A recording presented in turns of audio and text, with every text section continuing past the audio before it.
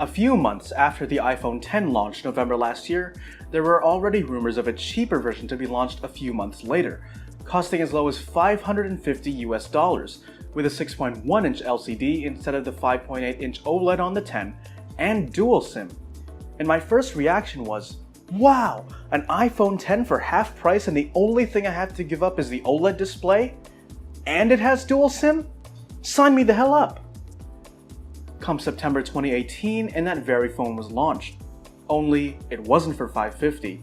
No, that would mean that this would be a good value even considering phones from the Android market. And Apple does not roll that way, my friends.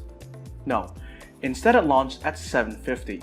And instead of naming it something logical like the iPhone XC, much like the 5C which was the colored version of the 5, they went with XR. And some reviewers seem to be hailing it for being the best value iPhone with the bezel-less design. And I completely agree with that. Is what I would have said if it had been launched at $550, or if it was launched with the iPhone X November last year. And I get that Apple's just being consistent because, like the XR, the 5C was also launched alongside the upgraded S phones. To me though, this phone, well, it's not bad or anything, but I just can't say that it's the best value iPhone. Why?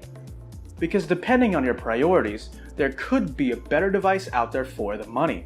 And I'm not even talking about Android phones. Unlike the 5C, which had the exact same specs as the 5 for less money and in a more colorful package, the XR is a completely different device from the iPhone X, as it combines elements from iPhones before and after it. And with that, let me introduce its competition for today. Meet the iPhone X. For just a little bit more than the XR starting price, you could have last year's flagship. I think this could be an excellent alternative.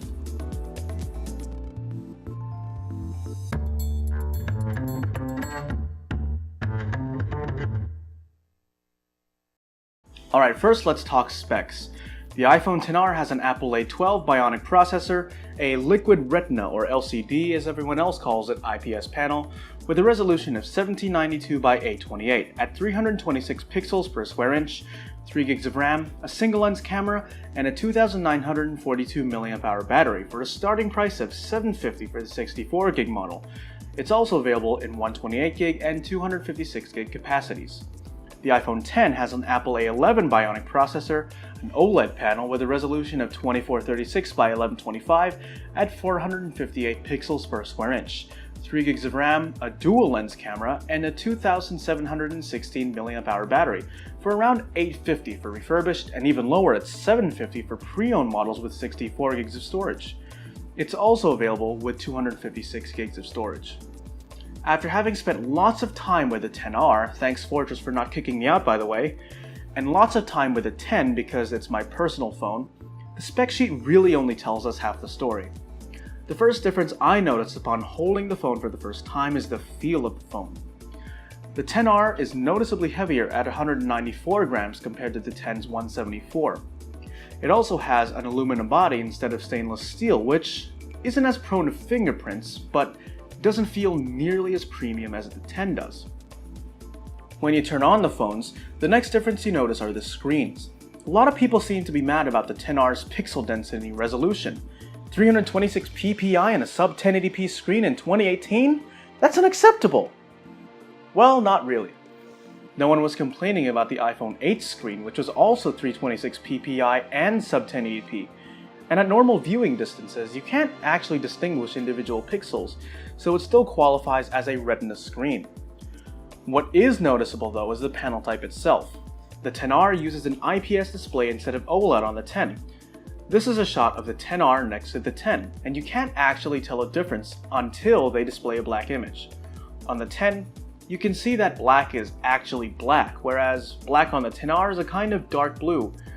This is because LCD panels use a backlight to illuminate each pixel, but on OLEDs, each pixel is their own light source, so they can turn themselves off individually when displaying a black image, which greatly improves the contrast ratio, which is the ratio of the brightest whites to the darkest blacks, from a typical 1400 to 1 to several orders of magnitude greater at 1,000,000 to 1.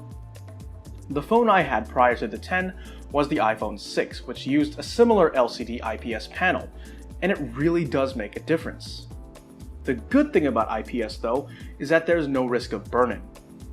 If a static image is displayed for a long time on an OLED panel, as in for several hours, they tend to retain ghosts of those images. The risk isn't that large during normal usage, but if you want peace of mind, you might actually be better opting for the XR with its IPS panel. Another noticeable difference is 3D Touch. Now if you don't know what that is, it's probably because it wasn't marketed that well. While a normal touchscreen senses where your fingers are, 3D Touch takes it a step further by sensing how hard you press. So actions like turning on the flashlight or even moving your cursor in text is much faster because you don't have to wait for the action to happen. Instead, you just press a little harder. It also allows you to preview tabs and photos and access extra menus for apps that do support 3D Touch. It adds a whole new dimension of control over your phone, made even better by haptic feedback when an action is fully triggered, which gives it a really satisfying feeling. On a phone with no hardware or software navigation or home buttons, I think it's really important to have all the gesture and touch functionality possible to use it effectively. The XR is the first iPhone since the SE to not have this feature. It was downgraded to Haptic Touch, which is basically the standard long press but with haptic feedback when the action is called. The XR also doesn't have dual cameras like the 10, which means that it doesn't come with 2x optical zoom and only supports digital zoom. Optical zoom is zooming into an image without any loss in detail, while digital zoom crops the image about its center. This means that the XR's camera isn't as versatile because it can't zoom into farther objects without a loss in quality, but other than that, the XR's camera is basically identical to the 10's. What the XR does have over the 10 though is more powerful and efficient components inside. Both the Apple A12 Bionic and the A11 Bionic consist of a 6-core CPU with a GPU. Both CPUs have 2 performance cores and 4 efficiency cores. The A12's performance cores are up to 15% faster than the A11's. The A12's efficiency cores are up to 50% more efficient than the A11's, and the A12's 4-core GPU is up to 50% faster than the A11's 3-core GPU. What this means is that on the XR, apps will load faster and games will play better, all while consuming less power than the 10. Which also means, combined with the larger physical battery capacity and the lower screen resolution, the XR will have longer battery life than the 10. It also has dual SIM. Woo! Congratulations to Apple for finally adopting another technology which has been around for years. Anyway, dual SIM allows you to receive calls and messages from 2 phone numbers, which will be really useful if you travel abroad a lot or if you want one device to replace your work phone and personal phone. So, what does all this mean for you, the consumer? If you care more about having longer battery life, more powerful internals, more vibrant color options, or dual SIM capabilities, or if you just want hands down the cheapest bezel-less iPhone there is, then the XR will be perfect for you. But if you prefer a great iOS experience, a stunning screen, a versatile camera, or a premium feel, and you're willing to spend just that little bit extra, then get the iPhone X. It surprisingly represents pretty good value. Thanks for watching, guys. If you like this video, please consider giving it a thumbs up and subscribing to my YouTube channel. Please also remember to hit that bell icon to be notified of any new uploads that I make. If you didn't like this video or had any criticisms, please write to me either directly or down in the comments so I can continue improving my content for you guys. Thanks again.